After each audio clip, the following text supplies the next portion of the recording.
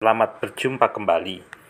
Dalam pelajaran pada kesempatan ini, kita hendak membahas pokok bahasan tentang budaya kekerasan versus budaya kasih.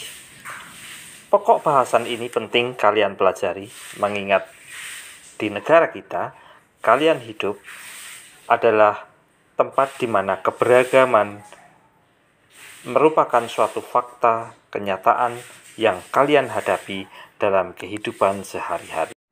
Adapun tujuan pelajaran setelah menyelesaikan pembelajaran pada hari ini, kalian dapat menganalisis sebab akibat terjadinya kasus-kasus kekerasan, dan yang kedua, kalian dapat menjelaskan firman Yesus tentang kasih kepada musuh.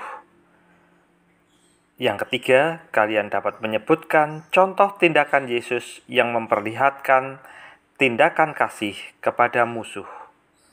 Dan yang terakhir, yang keempat, kalian dapat menjelaskan perlunya keberanian untuk mengakhiri balas dendam dengan kasih. Hal pertama yang perlu kalian pelajari ialah pengertian budaya kekerasan. Yang dimaksud dengan kekerasan budaya ialah nilai-nilai budaya yang digunakan untuk membenarkan dan mengesahkan penggunaan kekerasan langsung atau tidak langsung. Dan biasanya, wujud dari kekerasan kultural atau kekerasan budaya ialah dalam bentuk pidato para pemimpin, dalil-dalil dalam agama, dan beragam poster yang bisa membangkitkan dorongan untuk menjalankan kekerasan, sehingga kekerasan ini menjadi sah secara budaya dan mendapatkan legitimasi. Selanjutnya, kekerasan dan konflik memiliki hubungan yang sangat erat. Konflik sendiri berasal dari bahasa Latin configure, yang berarti saling memukul. Secara sosiologis, konflik adalah suatu proses sosial antara dua orang atau lebih, biasa juga kelompok di mana salah satu pihak berusaha menyingkirkan pihak lain dengan menghancurkannya atau membuatnya tidak berdaya. Nah, kekerasan dan konflik terjadi karena kekerasan merupakan aktualisasi daripada konflik. Dan konflik itu sendiri menempatkan dirinya berada pada alam bawah sadar atau di otak kita. Artinya, sebagai manusia, kita mempunyai suatu kecenderungan dasar bahwa sesuatu yang berbeda, sesuatu yang berlainan, menjadi suatu konflik yang terpendam di dalam otak bawah sadar kita. Dan setiap kali itu meletus sebagai legitimasi pembenaran, maka menjadi legitimasi untuk terjadinya kekerasan. Kekerasan itu berangkat terlebih dahulu dari konflik yang tersimpan dalam memori kita, kemudian berujung pada terjadinya benturan fisik atau psikis.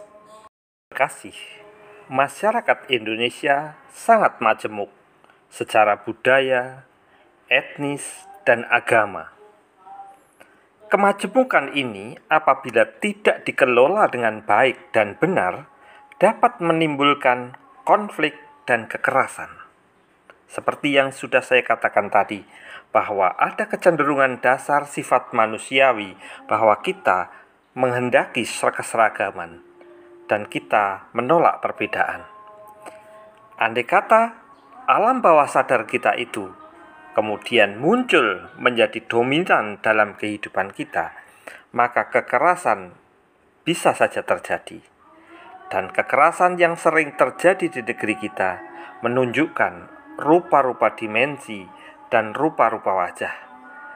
Demikian juga kekerasan dapat terjadi dimanapun di belahan bumi kita ini. Ada dua macam kekerasan. Yang pertama, kekerasan langsung. Yang kedua, kekerasan tidak langsung. Yang dimaksud dengan kekerasan langsung ialah kekerasan yang dilakukan oleh satu atau sekelompok aktor kepada pihak lain dengan menggunakan alat kekerasan dan sering lebih bersifat fisik dan secara langsung. Jelas siapa subjek, siapa objek, siapa korban, dan siapa pelakunya. Seperti contoh pembunuhan, pemotongan anggota tubuh, dan lain sebagainya. Jadi, identifikasi paling mendasar tentang kekerasan langsung adalah dengan adanya korban luka maupun meninggal. Sedangkan kekerasan tidak langsung merupakan kebalikan dari kekerasan langsung, di mana lebih bersifat psikis, seperti contoh kasus gizi buruk yang terjadi. Itu bukan akibat ulah kekerasan yang dilakukan secara langsung, tetapi lebih pada akibat dari terciptanya tatanan sistem politik, sosial budaya, dan juga ekonomi yang tidak adil, tidak seimbang dalam menjalankan perannya, atau ada peran-peran tertentu yang tidak berfungsi dengan baik. Karena alasan-alasan itulah menyebabkan kekerasan menjadi terbuka, atau contoh lain seperti pembalasan dendam, pengasingan, blokade, dan diskriminasi. Itu merupakan kekerasan tidak langsung. Sesungguhnya kekerasan nampak menjadi bermacam-macam. Ada kekerasan sosial, kekerasan kultural, kekerasan etnis, kekerasan keagamaan, kekerasan gender, kekerasan politik, kekerasan militer, kekerasan anak-anak, kekerasan ekonomi, kekerasan lingkungan hidup. Untuk itu marilah kita mempelajarinya satu persatu. Kita mulai dari kekerasan sosial. Kekerasan sosial adalah situasi diskriminatif yang mengucilkan sekelompok orang agar tanah atau harta milik mereka dapat dijarah dengan alasan pembangunan negara. Yang kedua ialah kekerasan kultural. Kekerasan kultural terjadi ketika ada pelecehan, penghancuran terhadap nilai-nilai budaya minoritas demi hegemoni penguasa. Kekerasan kultural sangat mengandaikan stereotip dan prasangka-prasangka kultural. Dalam konteks ini, keseragaman dipaksakan, perbedaan harus dimusuhi dan dilihat sebagai momok. Apa yang menjadi milik kebudayaan daerah tertentu dijadikan budaya nasional tanpa sebuah proses yang demokratis dan budaya daerah lainnya dilecehkan. Ketiga, ialah kekerasan etnis. Yang dimaksud dengan kekerasan etnis ialah berupa pengusiran atau pembersihan sebuah etnis dengan alasan ada ketakutan menjadi bahaya atau ancaman bagi kelompok tertentu. Suku tertentu dianggap tidak layak bahkan mencemari wilayah tertentu dengan berbagai alasan. Suku yang tidak disenangi itu harus hengkang dari tempat diam yang sudah menjadi miliknya bertahun-tahun dan turun-temurun. Itulah kekerasan etnis. Keempat ialah kekerasan keagamaan. Yang dimaksud dengan kekerasan keagamaan ialah terjadi ketika ada fanatisme, fundamentalisme, dan eksklusivisme yang melihat agama lain sebagai musuh. Kekerasan atas nama agama ini umumnya dipicu oleh pandangan agama yang sempit atau absolut, memutlakkan bahwa agama tertentu adalah benar, yang lain keliru. Menganiaya atau membunuh penganut agama lain dianggap sebagai sebuah tugas luhur, tugas mulia. Kekerasan atas nama agama sering berpijak pada genderang perang. Allah harus dibela oleh manusia. Selanjutnya, bentuk kekerasan yang kelima ialah kekerasan gender. Kekerasan gender adalah situasi saat hak-hak perempuan dilecehkan. Budaya patriarki dihayati sebagai peluang untuk tidak atau kurang memperhitungkan peranan perempuan. Kultur pria atau budaya maskulin sangat dominan dan kebangkitan wanita dianggap aneh dan mengada-ada. Perkosaan terhadap hak perempuan dilakukan secara terpola dan sistematis. Wajah kekerasan yang keenam ialah kekerasan politik. Kekerasan politik adalah kekerasan yang terjadi dengan paradigma politik adalah panglima. Demokratisasi adalah sebuah proses seperti yang didiktekan oleh penguasa. Ada ekonomi, manajemen, dan agama versi penguasa. Karena politik adalah panglima, maka paradigma politik harus diamankan lewat pendekatan keamanan. Semua yang berbicara vokal dan kritis harus dibungkam dengan segala cara, termasuk dengan cara isolasi atau penjara. Tidak ada partai oposisi, dan kalau ada partai itu tidak lebih hanya sebagai boneka. Dalam konteks ini, single majority adalah suatu yang sangat ideal.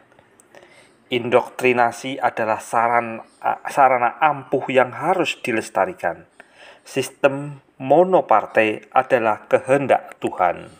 Wajah kekerasan yang ketujuh ialah kekerasan militer. Ini tidak jauh dari kekerasan politik. Kekerasan militer berdampingan dengan kekerasan politik. Kekerasan terjadi karena ada militerisasi semua bidang kehidupan masyarakat. Cara pandang dan tata nilai militer merasuk sistem sosial masyarakat. Dalam jenis kekerasan ini terjadi banyak sekali peristiwa seperti pemberedelan pers, larangan berkumpul, dan litsus sistematis, penelitian khusus secara sistematis, pendekatan keamanan, security approach sering diterapkan. Bentuk kekerasan yang kedelapan adalah kekerasan anak-anak. Dalam bentuk ini, anak-anak di bawah umur dipaksa bekerja dengan jaminan yang sangat rendah sebagai pekerja murah. Prostitusi anak-anak tidak ditanggapi aneh karena dilihat sebagai sumber nafkah bagi keluarga. Dalam pendidikan misalnya, masih merajalela ideologi pendidikan yang fanatik, konservatisme pendidikan, dan fundamentalisme pendidikan tidak dicermati dan tidak dihindari, sehingga anak tumbuh dan berkembang secara tidak sehat. Bentuk kekerasan yang kesembilan ialah kekerasan ekonomi. Kekerasan ekonomi paling nyata ketika masyarakat yang sudah tidak berdaya secara ekonomis diperlakukan secara tidak manusiawi. Ekonomi pasar bebas dan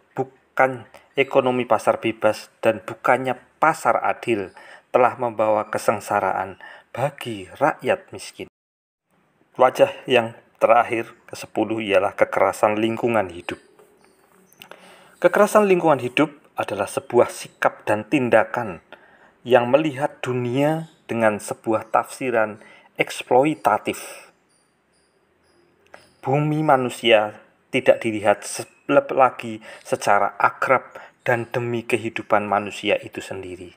Aku yang terkasih, semua bentuk-bentuk kekerasan yang sudah kita pelajari tadi tidak terjadi di negara kita. Tetapi kita sebagai seorang yang terpelajar perlu memiliki pengetahuan yang cukup untuk waspada terhadap munculnya bentuk-bentuk kekerasan yang bisa terjadi di negara kita. Selanjutnya, marilah kita mempelajari bagaimana mengembangkan budaya non-violence dan budaya kasih, budaya tanpa kekerasan. Anak-anakku yang terkasih, konflik dan kekerasan yang sering terjadi karena adanya perbedaan kepentingan. Untuk mengatasi konflik dan kekerasan itu, kita dapat mencoba usaha-usaha preventif dan usaha-usaha kuratif terhadap peristiwa yang sudah terjadi. Yang pertama, kita melihat usaha apa yang sebaiknya kita lakukan sebelum terjadi konflik dan kekerasan. Usaha yang dapat kita lakukan ada dua bentuk. Yang pertama ialah dialog dan komunikasi dengan berbagai pihak, berbagai komunitas yang berbelainan itu, agar terjadi komunikasi dan dialog yang baik. Dan yang kedua ialah kerjasama atau membentuk jaringan lintas batas untuk memperjuangkan kepentingan umum. Adapun usaha-usaha untuk membangun budaya kasih apabila terjadi suatu konflik atau kekerasan dapat ditentukan melalui tahap-tahap berikut ini. Yang pertama, konflik atau kekerasan perlu diceritakan kembali oleh yang menderita. Kekerasan bukanlah sesuatu yang abstrak atau interpersonal, melainkan personal, pribadi, maka perlu dikisahkan kembali. Berbagi pengalaman yang tidak menyenangkan itu kepada yang lain untuk menjadi bekal pemahaman dan pelajaran supaya tidak terjadi. Langkah yang kedua ialah mengakui kesalahan dan minta maaf, serta penyesalan dari pihak atau kelompok yang melakukan kekerasan atau menjadi penyebab konflik dan kekerasan.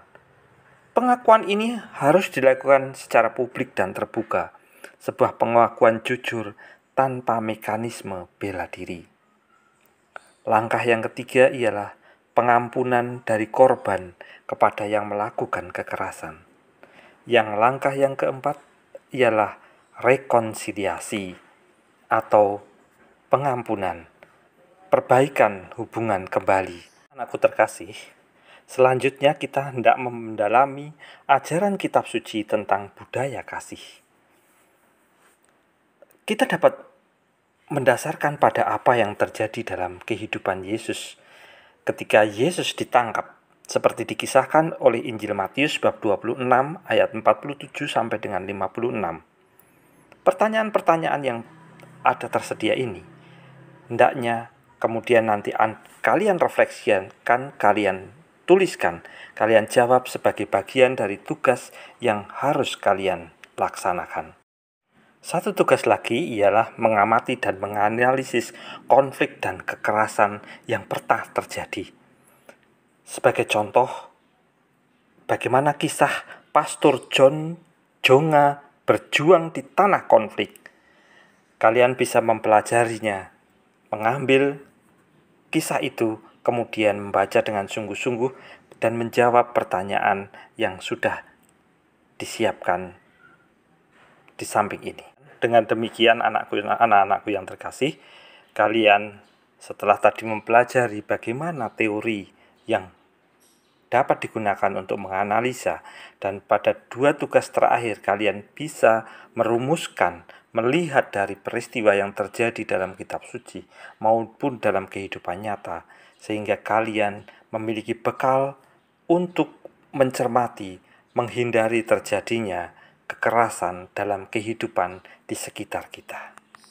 Sampai berjumpa kembali pada pokok bahasan selanjutnya.